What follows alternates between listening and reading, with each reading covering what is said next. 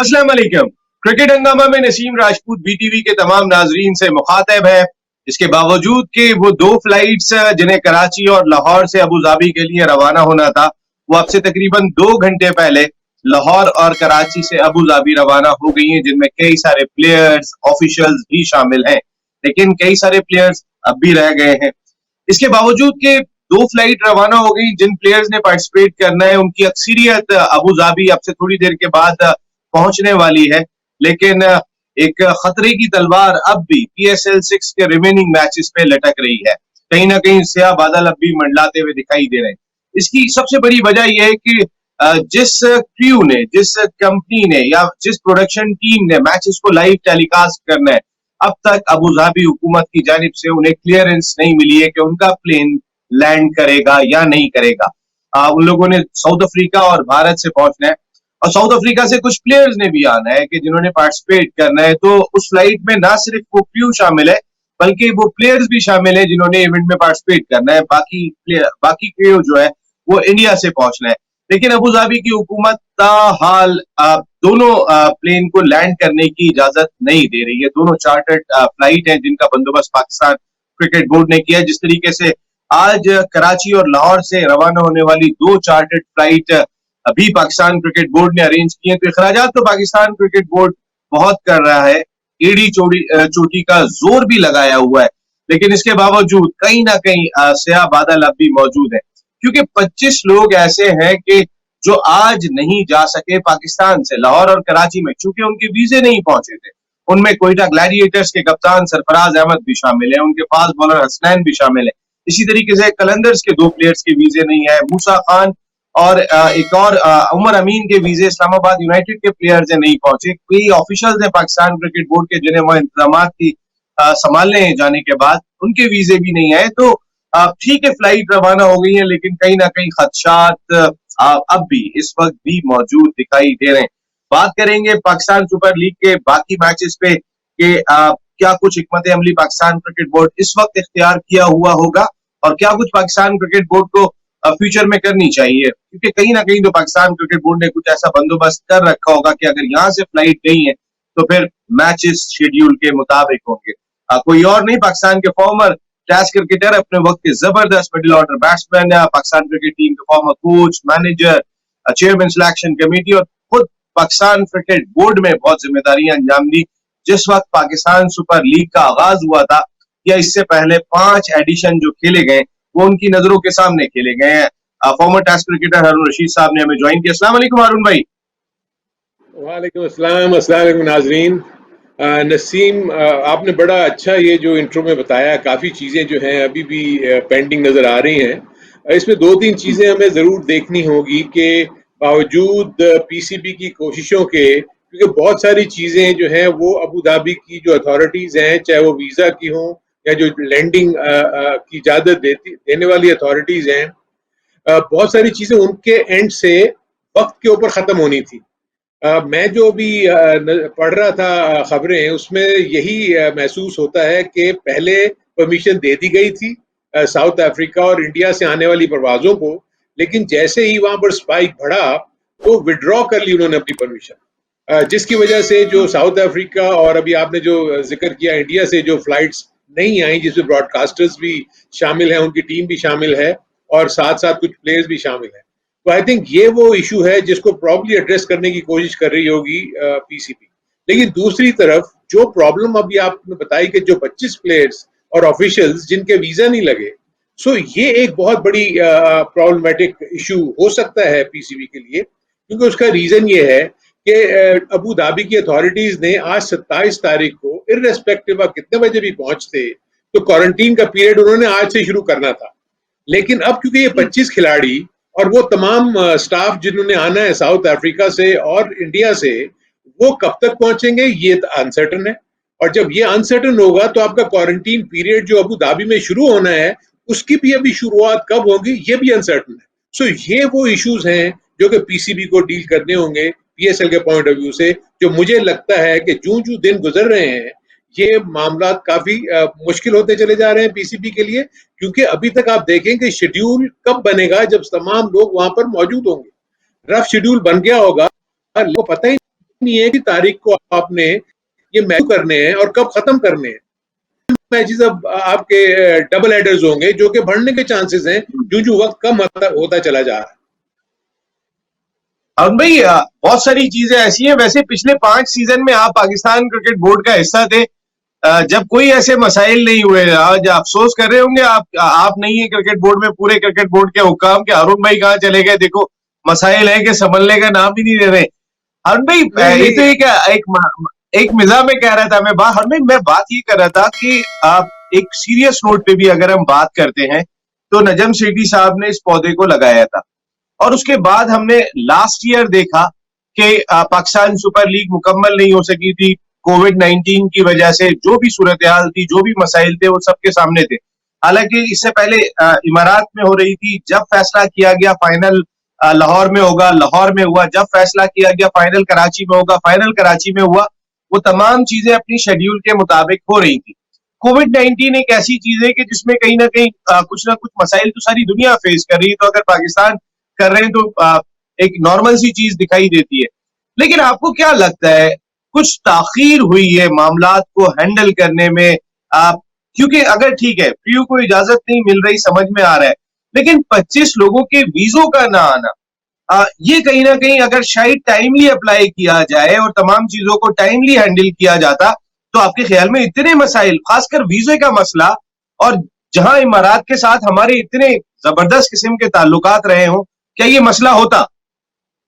नहीं, देखिए सबसे पहली चीज़ तो ये है कि आप एक चीज़ का फ़र्क देखें कि प्रॉब्ली जो आपने नजम सेठी साहब की बात की, उनका बहुत बड़ा रोल है इस पीएसएल को चलाने में, कि मुझे अच्छी तरह याद है। देखिए मैं आपको एक और चीज़ भी क्लियर कर दूँ कि मैं कभी भी पीएसएल की मैनेजमेंट का पार्ट नहीं रहा था।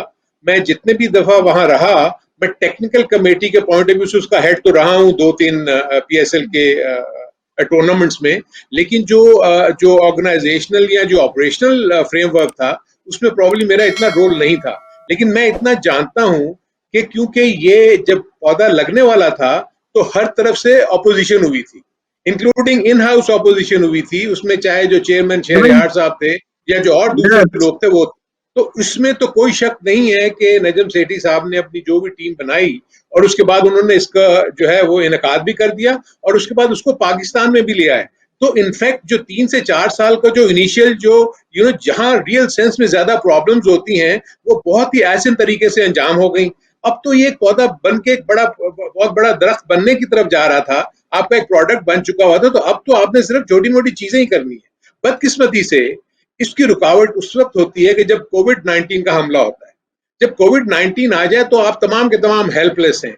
जहां आपने जो अबू धाबी की गवर्नमेंट की बात की या जो हमारी यूएई से जो ताल्लुकात हैं, इससे पहले भी यूएई ने बहुत ज्यादा हमें हेल्प आउट किया है in terms of visa issuance.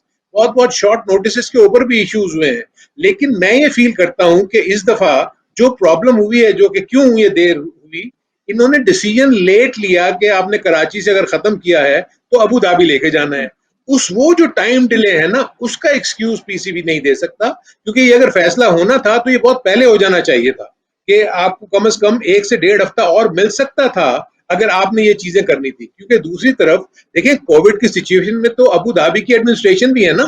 सो जो टाइमली वीजा इश्यूएंस हैं, इससे पहले 233 प्लस, यानी लगभग 300 वीजा इश्यू करने हैं और with in the time frame करने हैं। और आपको पता है कि जब वीजा इश्यू हो तो उसमें बहुत ज्यादा थॉरो प्रोब भी करने की जरूरत पड़ती है, क्योंकि आपको पूरी डॉक्यूमेंट्स को देखना पड़ता है कि कौन सा बंदा कहां से आ रहा है, कहां से नहीं आ रहा है। इसकी जो ठीक है, अब कंप्यूटराइज्ड सिस्टम है तो आपको एक क्लिक से पता लग जाता है कि जी इससे पहले कितनी दफा किसने ट्रेवल किया, किसने नहीं किया, कौन पहली बार आ रहा है, कौन दूसरी बार आ रहा है। सो ये इश्यूज तो अबू धाबी गवर्नमेंट के जो कि वीजा सेक्शन के लोग हैं, जो कि वीजा इश्यूज कर रहे हैं पाकिस्तान के क्रिकेट बोर्ड के लिए, उनके लिए भी तो ये प्रॉब्लम होगी ना। तो अब जो 25 वीजाज रह गए हैं, मैं समझता हूं कि वही वाली बात जो हमेशा से कह रहे थे कि वक्त कम है और मुकाबला सख्त।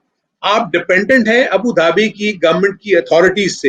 अगर वो काम जो कि आपको उन्होंने टाइम फ्रेम दिया है, उसमें अगर वो नहीं कर सक रहे तो उसमें पीसीबी मजबूर है और वो कुछ नहीं कर सकता सिवाय इसके कि हम जैसे लोग जो बैठ के उनको क्रिटिसिज्म कर रहे हैं कि आपने क्यों डिले किया। अगर ये पहले कर लेते तो हो सकता है ये प्रॉब्लम्स ना होती आपको। और भाई बिल्कुल देखिए ना, आप एक हफ्ते पहले, एक हफ्ता भी नहीं हुआ जो लास्ट ड्राफ्ट हुआ है, रिप्लेसमेंट ड्राफ्ट, अभी तो आप यानी 5-6 दिन पहले तो आप रिप्लेसमेंट ड्राफ्ट कर रहे हैं। भाई ये रिप्लेसमेंट ड्राफ्ट का काम आपको कम से कम 25 दिन पहले कर लेना चाहिए था कि जाहिर है जो प्लेयर उठा रहे हैं उस प्लेयर ने पहुंचना भी तो है। यानी कि आप अगर 6 दिन पहले रिप्लेसमेंट ड्राफ्ट कर रहे हैं प्लेयर्स का, तो फिर कहीं ना कहीं मसाइल तो होंगे। फिर अगर अभी टीम की रवानगी देख लें, जो आज 2 फ्लाइट्स रवाना हुई है, इन फ्लाइट्स ने तो 2 दिन पहले रवाना होना था, इनको क्वारंटाइन तो काफी पहले होना था। इस फ्लाइट ने कल जाना था और फिर कल के बाद आज दोपहर को 1 बजे का टाइम दिया गया था। इवन कि आप 1 बजे तक भी जो है वो बहुत सारी क्लियरेंस नहीं थी, जब भी डिले हुई है। फिर आपने 5 बजे रवाना तो कर दिया अरुण भाई, लेकिन इसके बावजूद एक क्रू का पता नहीं है कि साउथ अफ्रीका का क्रू पहुंच पाता है नहीं पहुंच पाता है, इंडिया का क्रू पहुंच पाता है या नहीं पहुंच पाता है। एट द सेम टाइम ये सिंगापुर में भी बात कर रहे हैं, ऑस्ट्रेलिया में भी क्रू के लिए बात कर रहे हैं, क्योंकि हमारी इत्तलात के मुताबिक कराची से जो फ्लाइट गई है उसमें कवरेज का सामान तो जा चुका है यहाँ से, लेकिन चलाने वाले भी तो चाहिए ना। ऐसे तो हो नहीं सकता कि बैट चला जाए और बैट्समैन ना जाए, ये तो पॉसिबिलिटी दिखाई नहीं देती है। तो आपने इस सिलसिले में भी अपना कोई प्लान ए या प्लान बी बना के नहीं रखा था। आपने एक ही ए प्लान था कि साउथ अफ्रीका से पहुंच जाएंगे, इंडिया से पहुंच जाएंगे, और अब आप सोचने पे मजबूर हैं कि ऑस्ट्रेलिया या सिंगापुर। मेरा ख्याल है ये तो नामुमकिन टास्क होगा इस वक्त।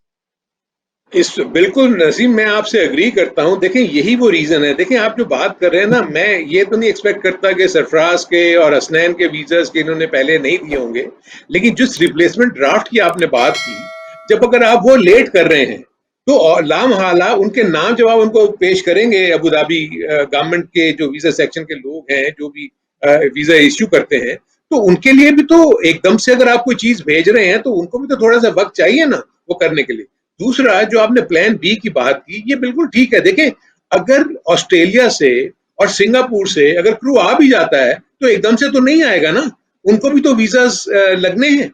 वीजा लगने का मतलब यह है कि आपको फिर उनके सारे कवायद भेजने होंगे, उनकी सारी डिटेल्स भेजनी होंगी। वो डिटेल्स अबू धाबी गवर्नमेंट देखेगी, जो भी वीजा सेक्शन के लोग जो इसको इशू कर रहे हैं वो देखेंगे और उसको जांचने के बाद ही वीजा इशू करेंगे ना। तो अगर तो इंडिया और साउथ अफ्रीका से अगर ये क्रू मेंबर्स नहीं आते तो मैं नहीं फील करता कि ये वक्त पे जो इन्होंने 5 जून का सिलसिला रखा हुआ है कि यहाँ से स्टार्ट होगा, उस वक्त ये स्टार्ट कर सकेंगे। तो आई एम प्रीटी श्योर कि बहुत ज्यादा मुश्किलात मुझे अगले 2-4 दिनों में नजर आ रही है पीसीबी और पीएसएल की मैनेजमेंट के लिए, जो कि इस चीज को देख रहे हैं।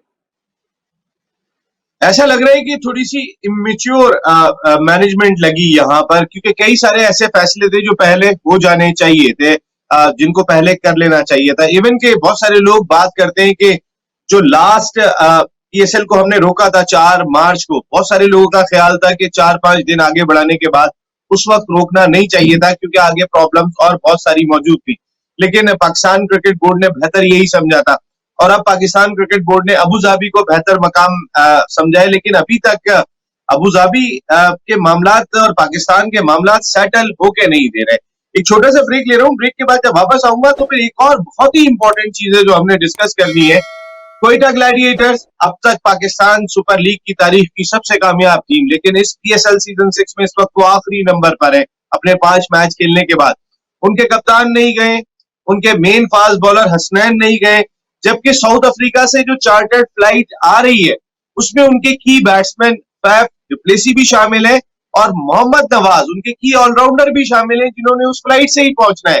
अगर ये लोग नहीं पहुंचते हैं, क्या क्वेटा ग्लैडिएटर्स की टीम मैच खेलेगी या नहीं खेलेगी? एक ब्रेक के बाद।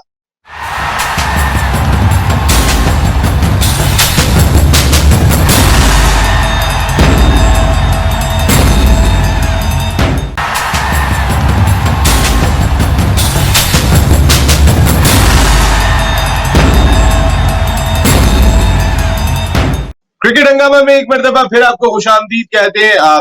पाकिस्तान क्रिकेट बोर्ड अपनी बिसात के मुताबिक हर मुमकिन कोशिश कर रहा है कि पाकिस्तान सुपर लीग के रिमेनिंग मैचेस हो जाएं, लेकिन अगर खुदा न खास्ता नहीं हो सके तो फिर वाकई बहुत बड़ा हंगामा होगा। इसलिए हंगामा होगा कि पाकिस्तान क्रिकेट बोर्ड क्या बगैर तैयारियों के इतने एफर्ट कर रहा था?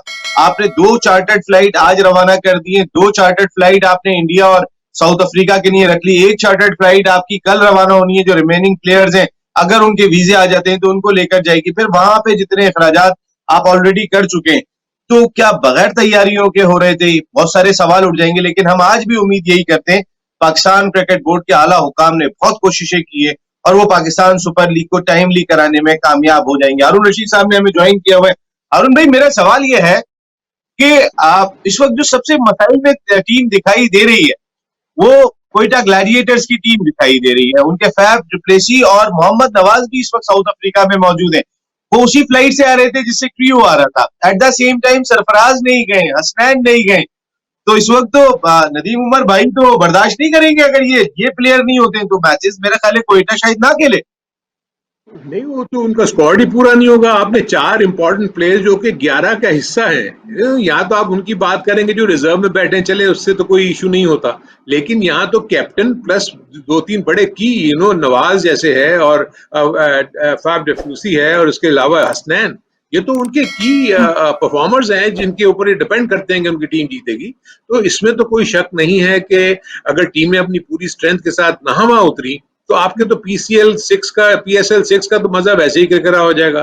दूसरी तरफ जो आपने कहा कि देखें, इसमें तो कोई शक नहीं कि इस वक्त पीसीबी बहुत ज्यादा मुश्किलात से दो चार है और उनको ये तमाम जो मामलात हैं इनको इकट्ठा करने के लिए या सही वक्त के ऊपर उसको अंजाम तक पहुंचाने के लिए उनके पास वक्त बहुत कम है और वो उसको अभी तक पूरा नहीं कर पा रहे हैं।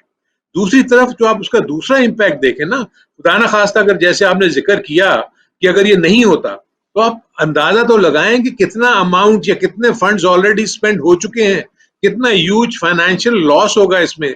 आप देखें कि आपने 2 दिन तक चार्टर्ड फ्लाइट को खड़े रखा है। एक तो ये देखें वहां से जो फ्लाइट्स इंतजार में है एवरी डे, आपकी कितनी सारी फी जो है आप उनको दे रहे होंगे जो एयरपोर्ट पे जहां पर वो खड़े हैं, और उसके साथ साथ आपकी पूरी लॉजिस्टिक्स की टीम यहाँ गई हुई थी जो वहाँ ईद से वहां पर मौजूद है। अगर ये तमाम उसका अगर इसका तखमीना लगाएं तो ये बहुत ह्यूज अमाउंट होगा जो अल्टीमेटली अगर खुदा ना खास्ता पीएसएल 6 नहीं होता उसका नुकसान उठाना पड़ेगा। अगर खुदा ना खास्ता कुछ हुआ तो बहुत बड़ा हंगामा होगा, अल्लाह ना करे अगर ये मैचेस नहीं होते हैं। क्योंकि देखें, आपने ग्राउंड के चार्जेस दे दिए, आपने होटल की बुकिंग के चार्जेस दे दिए, आप सारी चीजें कर चुके हैं और उसके बाद कोई दूसरी वजह हो नहीं सकती कि इस वजह से नहीं हुई। अब या तो आप पहले इसको पोस्टपोन कर देते कि भाई इस वक्त नहीं हो सकती है, टॉस पे फैसला कर लो या कैसे भी फैसला कर लो, इस वक्त चांसेस दिखाई नहीं देते होने के। अगर जनवरी में देखेंगे अगर होगी तो होगी। आपको पता है, एक ओनर ने, मैं नाम कोट नहीं करना चाहता हूं, एक ओनर ने 15 दिन पहले मीटिंग में ये बात कही थी पाकिस्तान क्रिकेट बोर्ड को कि देखें वहां की जो गर्मी है उसमें खिलाड़ियों के लिए दुश्वार हो जाएगा खेलना, इतना आसान काम नहीं होगा खेलना। लेकिन पाकिस्तान क्रिकेट बोर्ड और बहुत सारे लोग कहने लगे कि प्रोफेशनल क्रिकेटर्स है और हमारे पास इसके बाद विंडो नहीं है, तो उन्होंने यही हवाला दिया था कि अगर इंजरी हो जाती है तो फिर बहुत मसाइल जो है वो हो सकते हैं। खैर, पाकिस्तान क्रिकेट बोर्ड ने बेहतर समझा होगा, वो कराने में कामयाब हो जाएंगे। लेकिन हारून भाई, अल्लाह ना करे, अल्लाह ना करे, मैं मेरे मुंह में खाक और हम सब के मुंह में खाक के जो इस तरह सोचे भी, और हमारे पूरी दुआएं हैं अल्लाह ताला से कि अल्लाह, ये हमारा ब्रांड बहुत बड़ा है, एक ही खेल रह गया है जो हमें खैबर से लेके चमन तक एक लड़ी में पिरो देता है, एक जगह, एक मकाम पे, एक प्लेटफॉर्म पे लाके खड़ा कर देता है। इसको महफूज रहना चाहिए, इस ब्रांड को बचना चाहिए। और भाई, ब्रांड को कितना नुकसान हो सकता है? अल्लाह ना करे, अल्लाह ना करे, अगर इतनी एक्सरसाइज करने के बाद भी जो है वो खुदा न खासा मैचेस नहीं होते। देखिए, एक तो अभी मैंने आपको नुकसान का तखमीना लगा दिया कि अगर ये चीजें नहीं होती, खुदा न खास्ता, आई विश कि ये चीजें हो जाएं और मुझे उम्मीद है कि ये हो जाएंगी। दूसरी तरफ अगर आप करोड़ों से देखें कि ऊपर मैं होगा अभी आज ही, हाँ नुकसान, करोड़ों से ऊपर होगा, करोड़ों से ऊपर होगा। जी जी, बहुत बहुत बहुत वो होगा ना। दूसरी तरफ ये है कि जो मैं आपको बताने जा रहा हूँ कि हो सकता है कि रेवेन्यू स्ट्रीम में भी कट लगे, क्योंकि मैं आज ही एक पढ़ रहा था कि फ्रेंच ओपन में और बाकी जो ये टेनिस के टूर्नामेंट्स हो रहे हैं इसमें प्राइज मनी को कट कर दिया गया है, जो कि प्लेयर्स एतराज कर रहे हैं कि हम ये टूर्नामेंट्स अगर खेलेंगे तो आप हमारी जो प्राइज मनी जो हमें पहले मिलती थी उससे और ज्यादा आप उसमें कट लगा रहे हैं। तो जो इस बात की निशानदेही कर रहा है कि जो भी स्पॉन्सर्स हैं उनके बजट्स में अब वो कुशन मौजूद नहीं है कि वो जो पहले स्पेंडिंग किया करते थे इस किस्म के इवेंट्स में वो कर सकें। सो पीसीबी को और जो फ्रेंचाइज ओनर्स हैं इनको दोनों तरफ से प्रॉब्लम हो सकती है। जहां आपने जिक्र किया कि जो उस मीटिंग में अगर किसी ने जिक्र किया था कि यूएई में बहुत मुश्किल होगा क्योंकि 40 प्लस के टेम्परेचर में खेलना, जिसमें कोई शक नहीं है। लेकिन वेरी इंटरेस्टिंगली आज मैंने रिजवान का स्टेटमेंट पढ़ा जिन्होंने कहा जी 50 की भी गर्मी होगी तो हम खेल लेंगे। देखिए, ये एक प्लेयर के पॉइंट ऑफ व्यू से तो मैं मानता हूं कि उसको नजर आ रहा है कि उसका प्रोफेशनल, उसकी क्रिकेट चल रही है, उसका रोजगार भी उसी के साथ वाबस्ता है।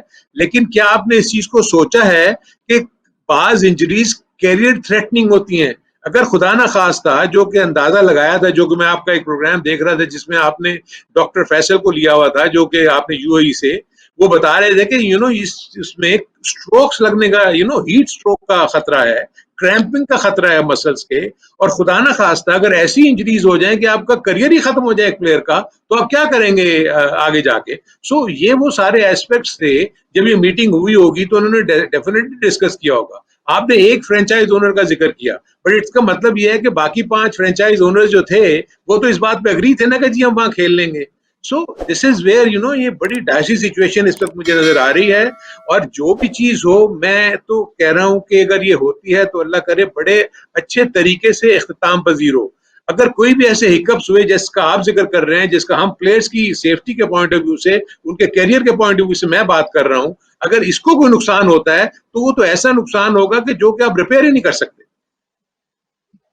बिल्कुल, ये एक बहुत बड़ा नुकसान होगा। और पाकिस्तान सुपर लीग के रिमेनिंग मैचेस अगर सच्चाई से हम देखते हैं तो फिर ऐसा लगता है कि पाकिस्तान क्रिकेट बोर्ड के लिए वही सूरत हाल है, आगे कुआं और पीछे खाई, कि अब जिस जगह पे पीसीबी जा चुका है कि अगर वहां मैचेस होते हैं, अल्लाह ना करे कोई अनफिट हो गया तो आपने मैचेस क्यों करा दिए, और अगर अब मैचेस नहीं होते तो जितने खराजात चार्टर्ड फ्लाइट्स और दीगर सूरत में हो चुके हैं, तो उनका जवाब कौन देगा? ज़ाहिर है पाकिस्तान क्रिकेट बोर्ड के ऑफिशियल्स देंगे, मैं और अरुण भाई तो नहीं देंगे, लेकिन कुछ जवाब है जो अरुण भाई से लेने। लेकिन एक छोटे से ब्रेक के बाद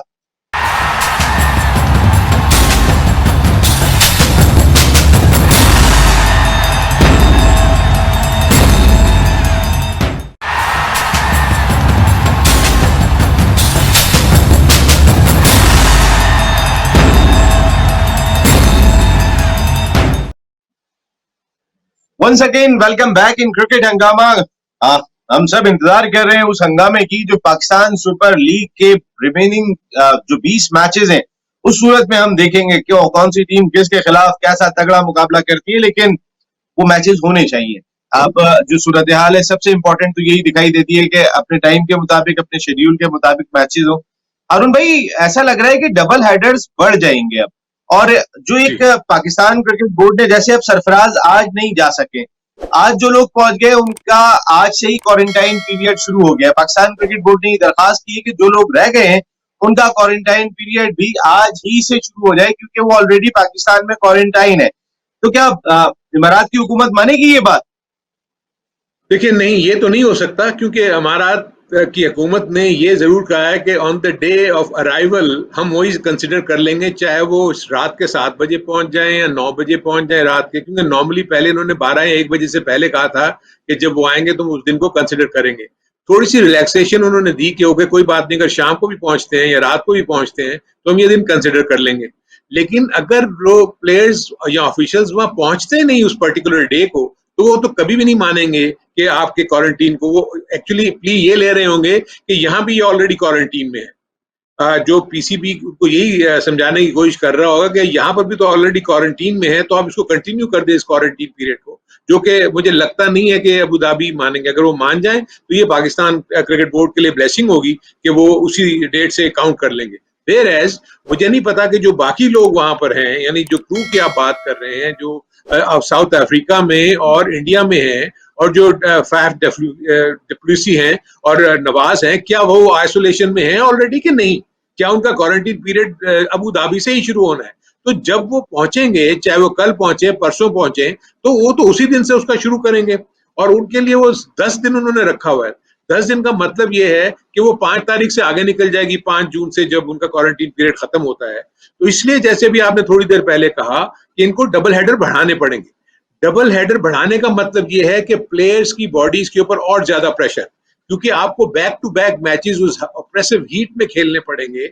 अगर आप 5 बजे वाला मैच आज खेलते हैं और कल अगर आप आगे 10 बजे वाला मैच या 11 बजे वाला मैच खेलते हैं, स्टिल वो जो नीचे रिकवरी पीरियड है, क्योंकि वहां कंडीशंस ऐसी नहीं है कि आपकी बहुत जल्दी रिकवरी या रिहैब जो है आप दोबारा कर लें, जो आपने एनर्जी वेस्ट की हुई होती है। क्योंकि आप अगर होटल में अगर बैठे हुए हैं तो वहां तो ठीक है, द मोमेंट आप होटल से निकलते हैं वो एनर्जी आपकी जो है वो खींचना शुरू कर देते हैं, क्योंकि डिहाइड्रेशन का अमल शुरू हो जाता है।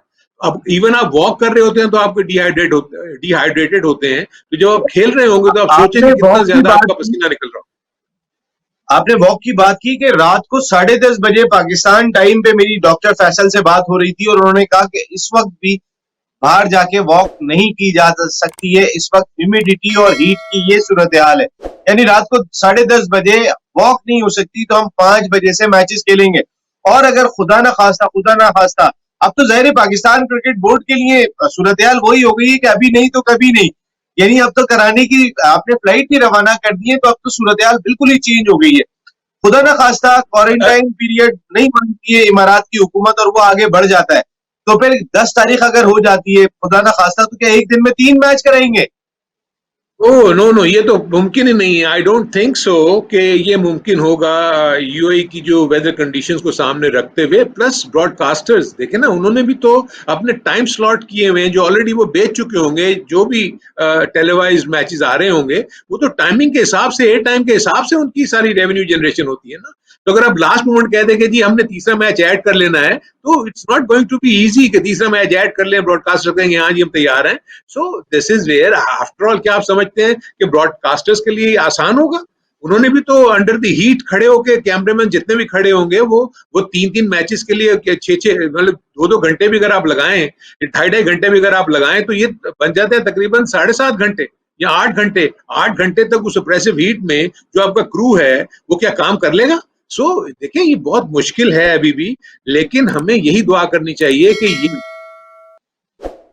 जो प्रेशर पड़ना है क्रिकेट प्लेयर्स पे या जो भी उनकी बॉडी के ऊपर, वो उसके मुताबिक अपने आप को ट्यून अप कर लें। क्योंकि मुझे बास फ्रेंचाइज का ये भी मुझे स्टेटमेंट मैंने देखा कि जब हम स्पेशल एफर्ट्स कर रहे हैं, हम आइस जैकेट्स ले रहे हैं, बहुत सारी ऐसी चीजें कर रहे हैं जिससे हम उनको के हाइड्रेट करते रहे, हर वक्त कोई किसी का प्रॉब्लम ना हो। लेकिन आप ये देखें कि द मोमेंट आप ड्रेसिंग रूम में पहुंचते हैं वहां एसी का माहौल होता है, आपका कमरा बिल्कुल ठंडा होता है, आपने उस 40+ के डिग्री में जाके आपने मैच खेलना है। आप सोचे तो सही, ड्रेसिंग रूम से निकल के आप हीट में जा रहे हैं। सो इसीलिए तो डॉक्टर फैसल उस दिन कह रहे थे कि जो एलिमेंट है हीट स्ट्रोक का, वो ज्यादा बढ़ जाता है। क्योंकि आपको तो हर वक्त तो आपने ग्राउंड में नहीं रहना ना, आप तो आगे वापस ड्रेसिंग रूम में भी बैठेंगे। मुझे तो ये भी शक है कि पता नहीं डगआउट में भी लोग बाहर बैठ सकेंगे या नहीं बैठ सकेंगे। सो देखने वाले अज्यूम कर रहे हैं कि ये चीजें होंगी। चीजें आपको पहले सोचनी है कि हाँ ये चीजें हो सकती हैं। अरुण भाई, एक आखिरी सवाल आपसे, ही हमारे पास प्रोग्राम खत्म होने का टाइम हो गया। ये आप पाकिस्तान क्रिकेट बोर्ड के ऑफिशियल के जराये से जो आज भी इतला हुई, हमारी बात हुई थी, तो वो ये कह रहे थे कि इमारात क्रिकेट बोर्ड इस वक्त ये कोशिश कर रहा है कि किसी तरीके से पहुंच जाए, जो भारत से फ्लाइट आ रही है, जो साउथ अफ्रीका से फ्लाइट आ रही है, इमारात क्रिकेट बोर्ड। लेकिन अब तक इमारात की हुकूमत की जानिब से कोई क्लियरेंस नहीं है, उनकी जानिब से कोई स्टेटमेंट नहीं है। और मैं कहीं ऐसा तो नहीं है कि एक बड़ी टॉप ऑफिशियल होते थे पाकिस्तान क्रिकेट बोर्ड के, जैसे आप भी होते थे, वो इस वक्त इमारात क्रिकेट बोर्ड में चले गए, और जब मौजूदा क्रिकेट बोर्ड के ऑफिशियल्स आए थे तो आ, उनको उनके लिए हालात ऐसा पैदा कर दिए गए थे कि वो चले जाए अब कुछ छोड़ के। तो कहीं ऐसा तो नहीं हाँ वहां बिठा के उन्होंने कहा चलो अब आ जाओ, हमारी तुम्हारी बारी है? नहीं इनको नहीं, बुला के ऐसे नहीं। आप बिठा ऑब्वियसली के आप सुभान के पॉइंट ऑफ व्यू से बात करें। देखिए यहाँ आपने बड़ा इंटरेस्टिंग पॉइंट ये आपने रेज किया है। देखिए आपको पता होना चाहिए कि जिस तरह पाकिस्तान की गवर्नमेंट या पाकिस्तान, क्योंकि हमारा तो पेट्रन क्रिकेट बोर्ड का पाकिस्तान का प्राइम मिनिस्टर है ना, वेयर एज यूएई की गवर्नमेंट जो है वो क्रिकेट को या इन सारी चीजों को बहुत ज्यादा इंपॉर्टेंस नहीं देती। ये एमिरेट्स क्रिकेट बोर्ड के ऑफिशियल्स, क्योंकि जिनमें वहां के लोकल लोग भी मौजूद होंगे, उनका इन्फ्लुएंस इस्तेमाल किया जाता है यूएई की गवर्नमेंट या एमिरेट्स की गवर्नमेंट से आपको कंसेशन लेने के लिए। सो प्रॉब्ली उन्हीं को मुतहरिक किया गया होगा इन सारी चीजों को करने के लिए। तो जो भी डिले हो रही है, जो कुछ भी हो रहा है, मैं तो चाहता हूँ कि जल्दी हो जाए। लेकिन अभी भी मैं कह रहा हूँ कि मुझे बस दुआ है कि ये चीज हो जाए। अगर तो वो इजाजत, लैंडिंग की इजाजत नहीं देते साउथ अफ्रीका और इंडिया के से आने वाले प्लेन्स की, तो मुझे तो ये लगता है कि क्रू जब नहीं पहुंच सकेगा तो अब कैसे शुरू करेंगे ये टूर्नामेंट। बिल्कुल अरुण भाई, बहुत ही दुश्वार हो जाएगा। Thank you very much Arun भाई, बहुत बहुत शुक्रिया आपका। कई सारी चीजों पे अरुण भाई ने भी खुल के बात की, और कई सारी ऐसी चीजें कि अभी तक खुल के सामने नहीं आ रही हैं, तो फिर बात क्या करें उनपे, जिनमें स्केड्यूल भी है इवेंट का, वो अब तक सामने नहीं आया कि हम बात करें कि किस टीम का मैच किसके खिलाफ कब होगा, कौन कैसा परफॉर्म करेगा, प्लेयर कौन कौन से होंगे। तो अभी तक तो कुछ भी इस तरीके से खुल के सामने नहीं आ रहा है। लेकिन हमारी दुआएं पाकिस्तान के इस ब्रांड के साथ है, पाकिस्तान की क्रिकेट के साथ है, और अल्टीमेटली हम सिर्फ पाकिस्तान के लिए दुआ गो होते हैं हर वक्त, और अल्लाह करे कि हमारा ये ब्रांड अब बच जाए, इसकी साख को कोई नुकसान ना पहुंचे। उसके लिए पाकिस्तान क्रिकेट बोर्ड लाजमी तौर पे कोशिशें जरूर कर रहा है, लेकिन उनकी डायरेक्शन सही होनी चाहिए। ये भी बहुत ही इंपॉर्टेंट है, क्योंकि कभी भी हम गलत डायरेक्शन में काम कर रहे होते हैं तो सही काम भी जो है वो खराब हो जाता है। अब क्या कर रहे हैं पाकिस्तान क्रिकेट बोर्ड के हुक्म, इसका रिजल्ट अगले 24 घंटे में बहुत हद तक जो है वो सामने आ जाएगा। यहाँ नसीम राजपूत हारून रशीद साहब के साथ चाहेगा इजाजत। आपसे अब संडे को रात को 7 बजे फिर मुलाकात हो रही है। टिल देन, अल्लाह ने के बाद।